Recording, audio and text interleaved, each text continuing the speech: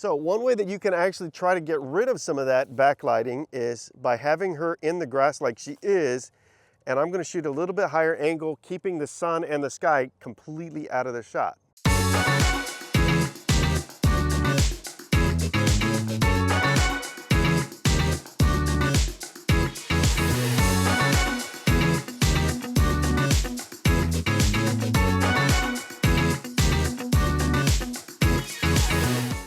Hey everyone, welcome back to the channel. So I've really been trying to think what I wanted to talk about, and one of the things that was a struggle for me was getting sharp, good images, and I just thought, you know what, let me give some of this information back. Some of this might be basic, but some of it you might actually not know. So hopefully this can help somebody out along the way, and probably somebody in the more of the beginning of their journey, but again, I don't know, so that's just why I want to push it out.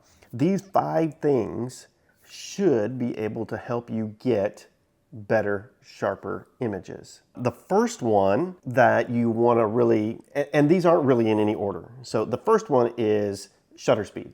So your shutter speed basically will help you get sharper images, because if you shoot too slow on your shutter speed, you're going to get a little bit more motion. If you need to stop action, then you want to get a faster shutter speed.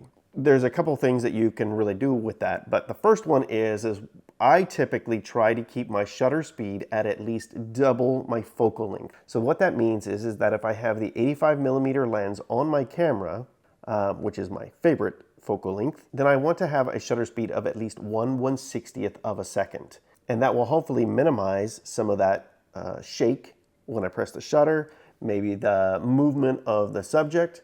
But 1/160th to me is a little bit slow, so normally I'm going to be at like 1/200th of a second. My sync speed, I think, is 1/250th of a second. So right around there is where I would minimally go with my 85mm. With my 50, I can actually probably go to 1/100th of a second, because I'm double my shutter speed. Just kind of be aware of that. Now, again, depending on what the subject is, that you still might get some shake. If you're trying to get photos of a dog or a cat moving at 1/200th of a second, you're probably still going to get some motion or some blur in those photos, and so they're not going to be tack sharp. To do that, you want to actually increase your shutter speed. So you know from some of my videos that I shoot dance.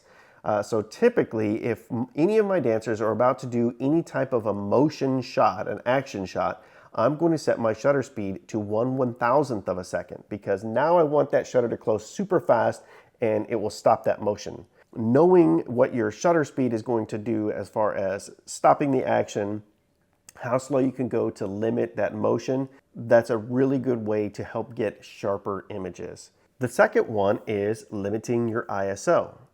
So your ISO is basically, it's one of the elements of the exposure triangle. And what it does is it's like light sensitivity in your camera. And so the lower it is, the less light sensitive your camera is to whatever the light is coming in. The higher it is, the more light sensitive it is, but that also introduces grain and noise. So I'm not saying don't shoot at a high ISO. I'm just saying the higher you go with your ISO, the more you're going to bring in some of that noise and some of that grain, and it actually will naturally soften your images a little bit. You might still get sharp images, but if you were actually able to take that same image and have a low ISO, you're going to notice your image with a low ISO is going to be sharper than your image with the high ISO, because you've got more grain coming in. So typically when I shoot high ISO, I'm normally shooting low light, you know, night portraits or something like that, or something in a auditorium. You just kind of have to understand that even if I've got my camera set to be in focus, you know, with my aperture and my shutter speed, the higher that ISO goes, the softer your images are going to be. That doesn't mean they're not usable. That just means they're going to be soft. And so the reason that I actually brought ISO into this is just so you understand if you take images and you have a high ISO, it might not look as sharp as what it could be with a low ISO. So shutter speed, ISO, and of course we have aperture, right? And so that makes up your triangle. So understanding aperture and what that actually does. So your aperture, I typically am shooting my portraits wide open, 1.2 on my aperture, 1.4. That typically comes with a big price tag. So the lenses that I use are pretty expensive. But what they do is they really allow me to get that shallow depth of field to where I have my subject in focus and everything else around it is blurry.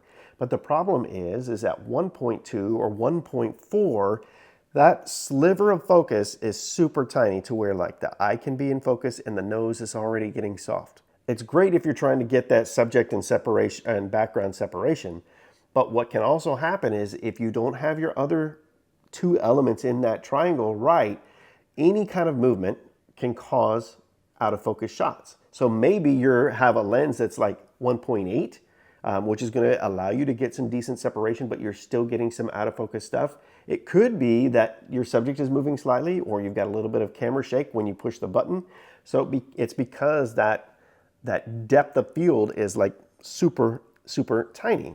And so you just need to be careful of where that is. Now, if you take that same lens and you go from 1.4 or 1.8 and you go to 2.8, that's going to take that area of focus, which could be here, and now it's going to maybe make it here. And so now you get a little bit more leeway if your subject happens to actually just move slightly, or whatever, maybe your shutter is a little bit slower, but you have a little bit more leeway just because your subject now has a larger depth of field. So they're able to kind of come in and out of that focus a little bit easier. It's a little bit more forgiving.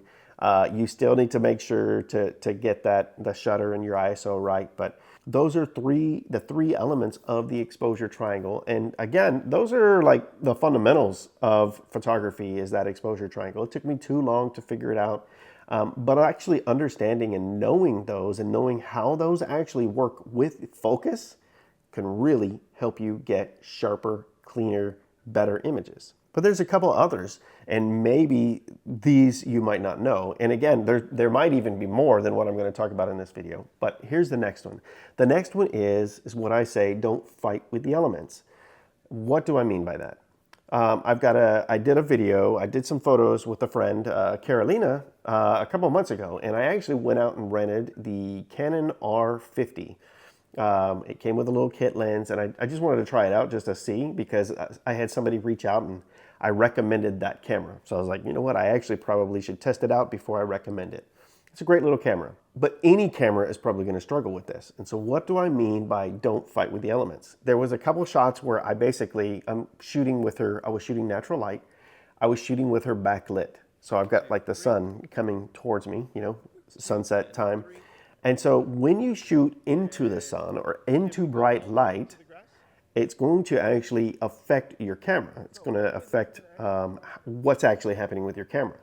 So there's two kind of things that I really notice is, one, if you've got any type of eye tracking on your camera, your subject might actually be silhouetted and dark, and so that eye tracking might not be as easy. So it's going to cause your camera to kind of jump around and not focus right. So you could get soft images that way. But the other is that you've got all this light coming in, so you might get these cool lens flares and this hazy look, and I really do like that sometimes when I'm trying to go for that. Just be aware that when you get some of that stuff coming in, you're also going to have to deal with images not being as clean and crisp. So I've got a couple of examples here where I'm shooting into the sun. She's backlit. I think they're okay.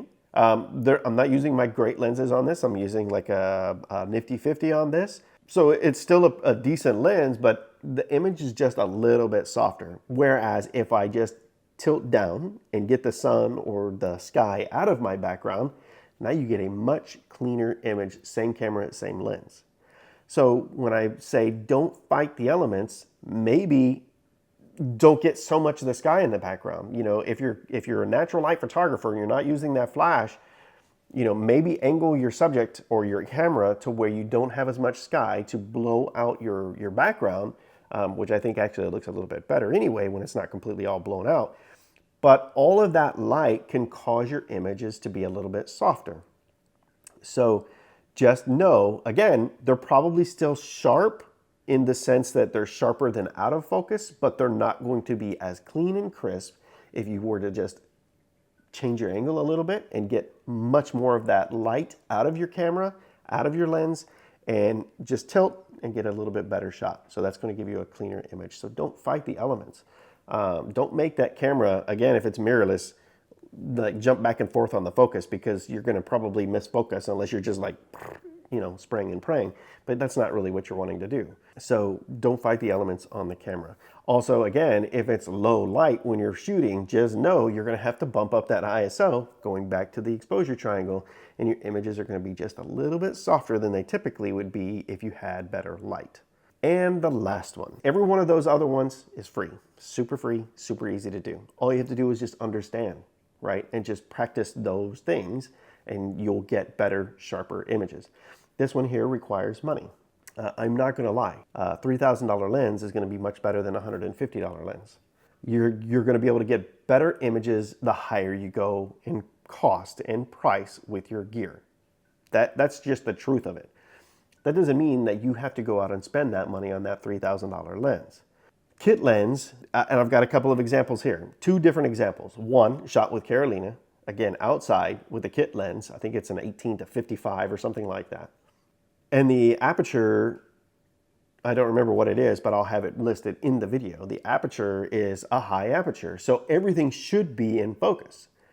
But once I take that lens off and I actually put on the Nifty 50, which is only like a $200 lens, RF lens, at 1.8, it's already sharper than this other image that's everything is in focus.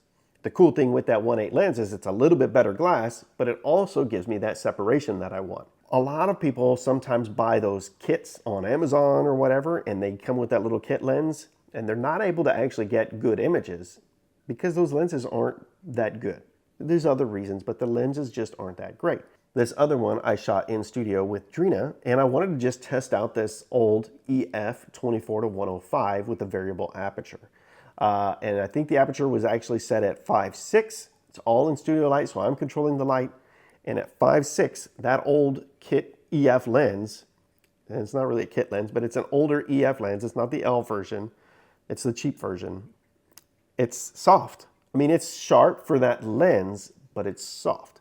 So then when I put on the big $3,000 beast of a lens, the 24-105 2.8, at f5, which my area of focus is even smaller, not much, but smaller than 5.6, my image is sharper. So glass matters, and the cheaper glass is not going to give you the same as more expensive glass. Now again, I said, you don't have to go out and buy new glass, but if you're able to like get an 85mm f1.8 compared to, a 24-105 that's $95 with a variable aperture, I would definitely go with that 85-1.8. Anytime you can get into a little bit faster aperture lens, it's going to be better in the long run than those cheaper kit lenses. So this one here costs money, but it's going to be better for you in the long run, and you get the double added benefit of not just sharper images, but you're going to get that separation that any portrait photographer is really looking for. So these are 5 things that you can definitely do. 4 of them are free, 1 costs money, but you can do to get better, sharper, cleaner images. I hope you have actually got something out of this. Please like, comment, and subscribe. Hit the little bell to be notified every time I post. I do post like every Wednesday. Be sure to check out my other work on Instagram. And until next time, keep shooting.